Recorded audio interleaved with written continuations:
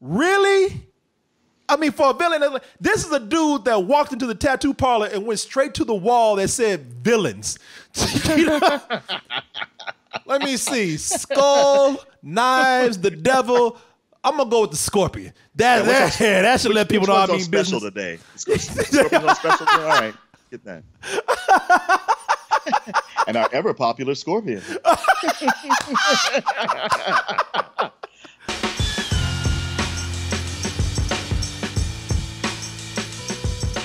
So we're about to talk about this movie that came out a little over a week ago. So it's still kind of fresh, and people have been asking us to talk about it.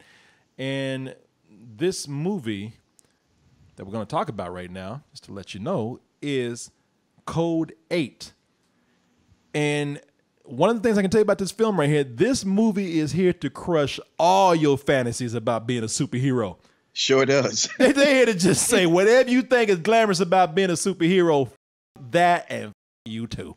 It ain't. They're here to tell you, look, if superpowers are real, you ain't shit. You know, because everybody has they have fun asking the question. You know, they have fun saying, you know, what would the world really be like if we had superpowers? And almost everyone these days can agree that it would probably suck. But see, in your mind, you thinking right now, you'd be like, yeah, you know, you're right. It'd be kind of like the X-Men. But you know, with the X-Men, at least I get to wear a cool costume, live in a mansion. I get to go everywhere in a jet. Right. You know, man, I get to fight crime and save the world with my superhero friends. And you know what? Even though people hate me, once I save the world, you know, for a day or two, man, they still love me, man. Right? And it's like, you know what? No, you're right. Kinda. Tell you what, let's take away the mansion. Let's take away the jet. Let's take away that fly-ass costume you got. Let's take away your money. Let's take away friends. Let's take away love. If you take all that away, what you got? A broke motherfucker with glowing hands trying to get by like anybody else. You got Connor. Connor's a dumbass on the left over here looking up. I like the way this dude's over here looking at everybody's dick while they're looking up. Yeah. But you got Connor, man. This is what you have with Connor. Connor is just a guy trying to get by. But that's not so easy in a world where powers are not only nothing special. I mean, there's a world where people are like, you got powers? I'm like, yeah, so does that make you special? No. It makes you the opposite. It makes you dangerous. It makes you dangerous. And it makes life hard. Like, everybody gonna let you live, you know, everybody's trying to be humane, everybody's trying to be cool, but they're like, you know what? Okay, yeah, you know, live and let live. But don't come in here looking for a job. I don't even know how to fill out that application right there. You know, it makes, and if you can't get no job, it makes it hard to get money. When the world sits back and villainizes you, then what do? You say, well, I'm gonna be a villain. I'm gonna do what you expected me to do. But the only way I can get money is through crime, then so be it. And thus, that's what Connor turns to. Let's go ahead and take a look at this trailer for Code 8. How do you want to live in this life? Let's go. Hide our powers. Everybody on the ground! If you see something that you want, take it. When I said that this was the X-Men without money, I meant it, man. Because this really is the X-Men without the budget. Because they have some things in here that are very similar to the X-Men that you know. You know, X-Men have these giant colossal robots called Sentinels that go after the mutants when they get out of hand. The reason why they have that is because X-Men got money to do shit like that.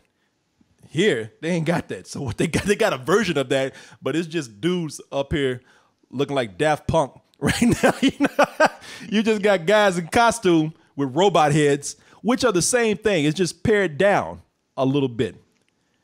But you know something? The movie's cheap, but it's not trying to hide that. They're like, yeah, we know we ain't got no money. In fact, we're proud of it.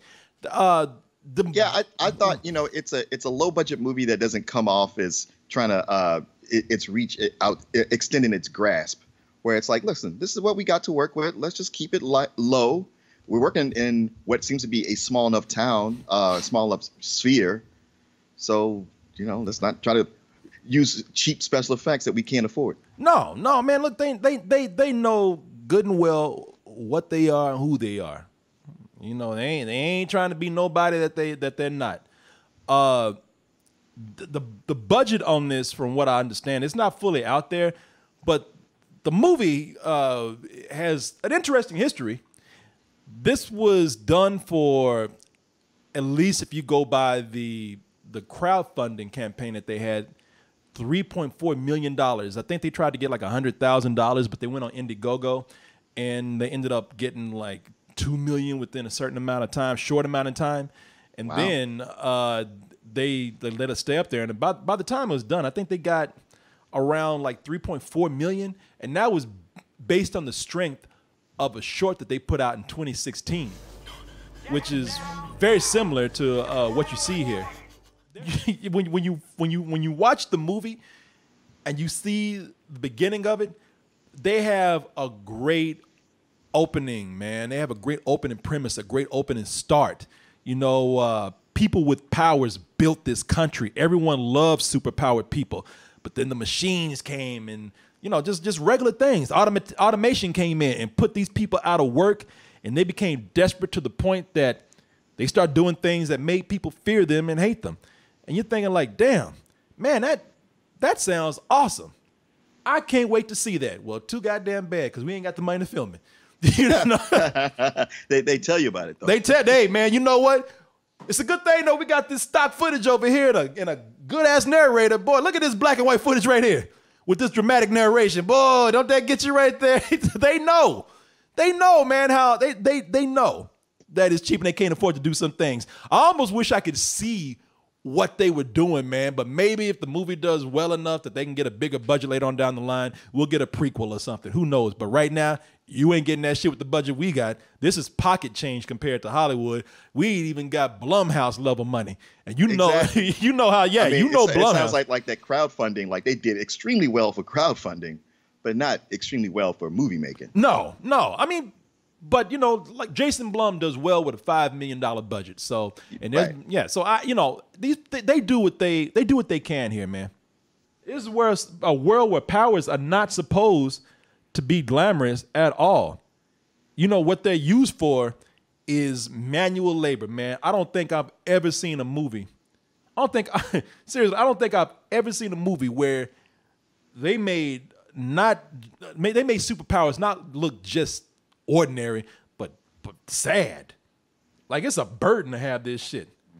It's used for simple things, mainly for the stuff. The powers that they got are the powers that they could afford with After Effects.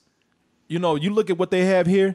They use it for things like manual labor, as I showed you right here, cutting sheets, building houses, man, lifting shit.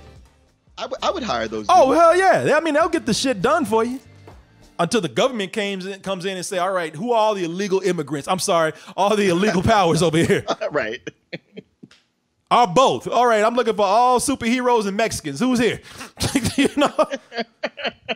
Connor is someone who he wants to do this. He gets into trouble because he wants to save his mother. And the reason why he wants to save his mother is because his mother's superpower is not only an inconvenience, but it's a health hazard. I mean, she's suffering from both ends in this world, man. Carrie Matchett plays the mom here, and she's suffering from both ends. I mean, it's pretty much like a cancer to her. And at the same time, when she's on her job, she has these episodes where most of us would have episodes where we throw up or faint or something. She keeps ruining products. She keeps freezing stuff like spaghetti sauce and things like that because of her powers. I love it that they have created a world where powers are mundane to just a health hazard to just ruining your way of life, man. What this does is maybe the movie doesn't reach the full potential of it, but what it does show is that, again, like with other genres out there, where people say, all right, I've had enough of this. This genre is not only getting old, but it lacks creativity. It lacks, it lacks anybody who goes in and tries to actually create a real story. And once you see something like this, it works, man. The only thing I would say is like, the reason why people don't see that is because everybody has this thought of to improve, keep piling it on, go bigger, this kind of proves in a way that if you want to do that, pull back. Sometimes less is more. You know what I'm saying? Yo, no, I'm right there with you on it. As a matter of fact, I mean, there's been so many of these kind of lower budget, superhero or power based movies, and so often, you'll watch one and it's like, well, they really wanted to do something. They really want to be a Marvel movie and they didn't have the money for it. Yeah. and me seeing this in just even on Netflix, it was already in my, hey, you might like this. And I was like, yeah, I don't know. But I was actually glad that you picked this for us to watch, because watching it, I was like, you know what? I love how low key this is. I love how it's stripped down to where it feels, it's sort of like Upgrade, where it's blending the future almost seamlessly with the present, to where you can see how easily we could slip into this. Reminds me of also Elysium. Not the other one, not District 9, but mostly Elysium, where, it's a society almost feels dystopian in a way, but you have these people with this incredible science fiction technology, or you have people with incredible powers, but once you get to see what they're like in the real world, in slums and with people who are poor, the working class, that's where it becomes interesting, And it's just nice to see a superhero flick where they ain't blowing up the city and just having a demo reel for CG. I know. And I was really happy because, the main actor is Robbie Amell. And then the one who was, I guess not the villain, but the main thief who hires him to bring him around. Stephen Amell. Yeah, his older brother. No, that's his cousin. Is his cousin? Yeah. Okay, I was told they were brothers. But yeah, him being Arrow, I was like, because I remember when Arrow first came on, I was like, man, this guy's the worst actor I've ever seen. But as that show kept going, I was like, oh, he's actually not so bad. But here, I was like, he's solid. I've seen him some other movies. Like, I don't watch Arrow, but you got to understand, the last thing I saw him in was a Ninja Turtles movie. So, oh yeah, that's right. So I'm just like, man, this guy has really, I don't know, maybe it's that beard. I don't know. Yeah. You slap a beard on him, he becomes another person. But Stephen Amell, man, who plays Arrow, who's like, shit, I'm tired of being a good guy. This. I want to see people see the edgy side of Steven over here. He was good. He's actually good in this. He's really good in this. He's really good. Yeah, I would say, looking at some other people in the movie, like his cousin, the guy who plays Connor. What's his cousin's name? Robbie. Robbie Amell, man. I would say that, look, they don't. It's a testament to Stephen Amell that I could recognize him being so good in the movie and being such a great actor, because a lot of these people aren't given too much to do. Robbie's not given a whole lot to do, man. I'll tell you that right now. Robbie is just a clean-cut guy who got caught up in a bad situation. He loves his mom. He has to be tough when he has to be tough. Not that the guy's a bad actor, not at all. But it just doesn't. It's a problem I have with the movie itself, is that it's a dark film, and that's understandable, but a lot of people play their roles very serious and very dark to a point where it's almost parody, but, are just not having that much to do. You know what? To their credit, they are given, as cliched as some of these roles are, they are given more to do in the typical superhero movie. Because, in those superhero movies, it's only a matter of time before it turns into a CG demo reel, man. I'm looking at it like, okay, I don't even know who the is who anymore. What am I looking at? I don't even know who's real anymore. You know what I mean? Yeah. But that's what I come down to with the film. If I had any complaints about it, the world is set up so much and so well that I wish I had seen more of what they were doing.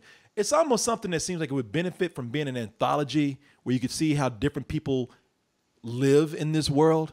Or if it was something that maybe did have a higher budget in a longer running time. I want to see more of this world. What are you gonna say?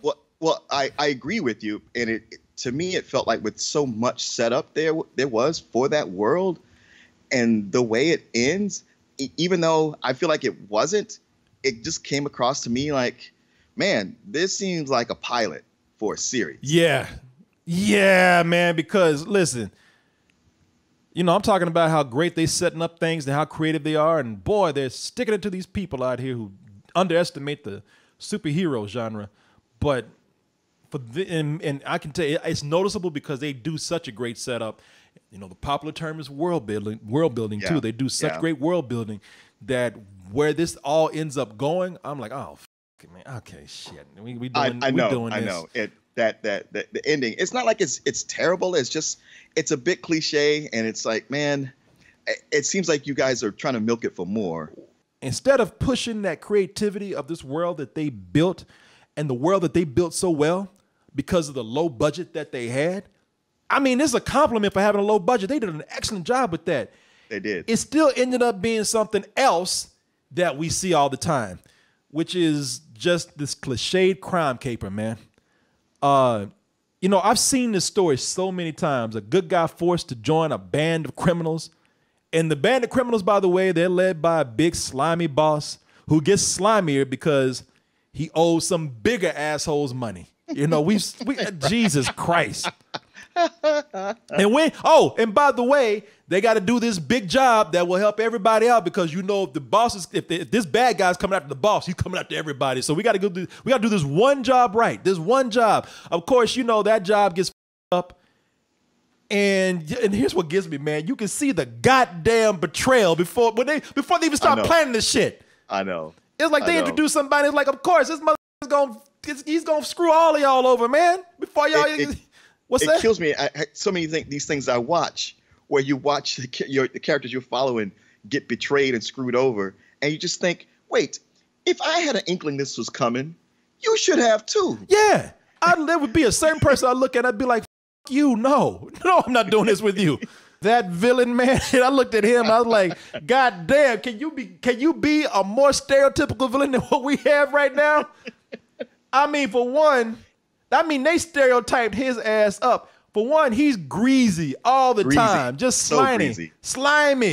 It's like every day he showed up to set, he had somebody just dedicated to rubbing Vaseline all over him. Oh yeah, man. They just rub lube all over this guy when he comes in. So greasy. And that neck tattoo, a scorpion, really? I mean, for a villain, this is a dude that walked into the tattoo parlor and went straight to the wall that said villains.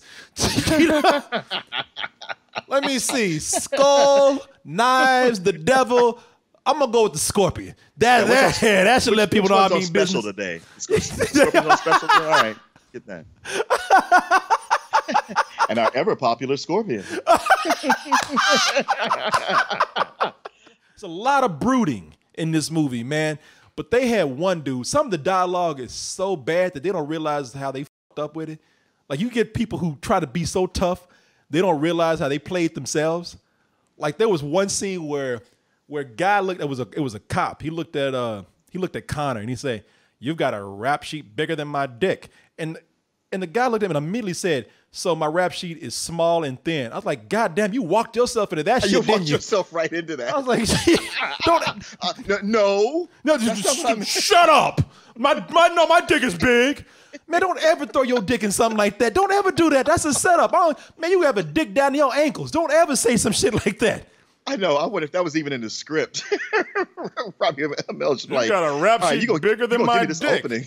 Yeah. It's like, man, don't ever throw your dick in there as a comparison because immediately somebody's going to say, you mean small? Hey, you shouldn't have said that shit. I got to be honest. I didn't have as big a problem with the villain as I had with that cop. He was the one who was the most cartoonish. Oh, he reminded me of those cops that's in Shakes the Clown. And you'd have to go back and see that movie again to see what I'm talking about. But he was just too much. Yeah, that cop laid it on too thick. That cop is actually in the original. Is he? Yeah. Okay, that's why they felt like they had to hire him. Because they got that is the actor who plays Han in the Fast and the Furious as his partner, right? Oh, Han, who apparently is a superhero himself since he's coming back to the Fast and Furious. Is like what he right, mother fireproof. You know, that was another thing. Han is in this. Han is y'all know he's played by what's that guy named? Sue Kang. The guy who played Han, who's very good in this, but my complaint is that they introduce a subplot with him. They don't do much with him. Well, that's what I'm talking about. Like in the next episode in the series, they would be exploring that. Yeah, no, that's true, man. If this was a TV show, whether it's an anthology or a series that we can continue to explore this, I think it would be better suited for that. I know that they just want to make a movie, and they worked with what they had. I get it. So I'm not a one thing at a time, and who knows? You know, it could be in their plan that, hey, maybe if this takes off, we could roll it into a series. Yeah, and I would love if they did a series on this. But yeah, the Han. I mean, he's a really good actor who knows how to bring charisma to a role, and it's so weird that he's partnered with this other guy who's the opposite of that. and when they do good cop, bad cop right in front of Connor, it's so blatantly obvious. I'm surprised he didn't stop them and go, guys, I can see what you're doing here. Oh, that guy laid bad cop on way too bad. I mean, you know, way too thick. Way too thick. Way too thick. Yeah, sitting down looking at him. Yeah, that's right, tough guy. What, are you going to be like your loser old man and your mom who's dying at our last night? Huh? Yeah, show me what you got, mother, so I can bust your ass. And it was like, even the guys is kind of like, I'm not even offended anymore. You're terrible. Yeah. That guy was written very bad. It's, you know, interesting. The guy plays one of the superpowers in the short, but then in this one he plays a cop. I believe that's the same guy. I believe. I might be wrong. I might be very, very racist right now. All you white people look like me. You know, I don't know, but it's. I think that's the same guy. I'm pretty sure it looks the same. But you know, I also appreciated some things in this, such as there's no bullshit romance story here. Thank God. Yeah, there's nothing like that. And as far as the ending goes, they left it very open ending. I agree with that. But there were some decisions made with characters at the end that I appreciated. I was like, you know what? That's kind of deep for this film right here. True. And I like the way that went. You know, I'm caught between, because I enjoyed watching this. I'm disappointed by some things, but only because they were doing some things really well, man. It's worth watching. I'll give you that. I'm between giving this a high rental and a low matinee, and I tell you, I'm gonna give it a low matinee because I saw the effort, even within the cliched crime story. I saw the effort being put there, man. You know, it's an hour and 38 minutes. It's not long, and I appreciated that, man. And maybe I'm grading on a curve here. But yeah, a low, very extremely low matinee, almost hanging on a rental right there. But I enjoyed it enough to give it that.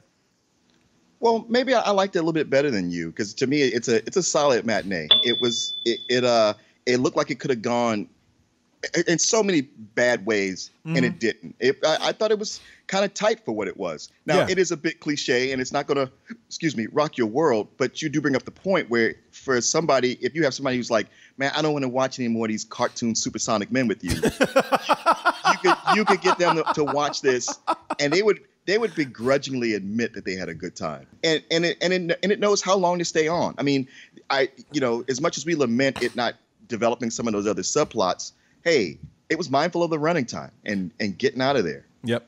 And just let you on your own speculate on what happens with those other things. Yeah. I mean, we're still in the realm of a rental, maybe a different level of rental, but if we were to get down to really what it's about, I think it's worth a watch. I can understand people who said, you know what, I put it on for a little bit and they got to a point where I turned it off. I understand that, but I do think it's worth a watch. You might be in for a surprise. Yeah.